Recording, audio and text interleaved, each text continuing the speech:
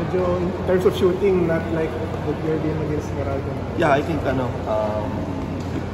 Innocent deserve to win because they shoot parang more than 50% yata sa police eh. So, and of course, our defense also was not there. I mean, talagang kami, outrun, they are more faster than us, they are more stronger than us. So, I think we need to go back to basic, go back again to film, watch the film. And then, sabi ko nga kanina, wala namang natalo, na may natuto lang. Natuto kami doon na, I mean, it's not easy. We told the players not easy. I mean, we will experience all the challenges this conference. I think, kumbaga, nakita na namin yun. So, we need to go back to basic and work hard so that in preparation for our next week.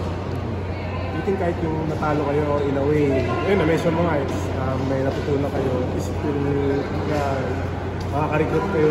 Yeah, naman. I mean, hindi naman kailangan mag-panic. I mean, it's only one loss. Everybody, of course, we expect, lalo na yung mga fans dito, it's close to, but sorry, dahil medyo hindi ka nangyayari. But again, we will bounce back hard. Actually, we will prepare hard, and the players knew that we need to go back to what we are doing, which is prepare hard for every single game.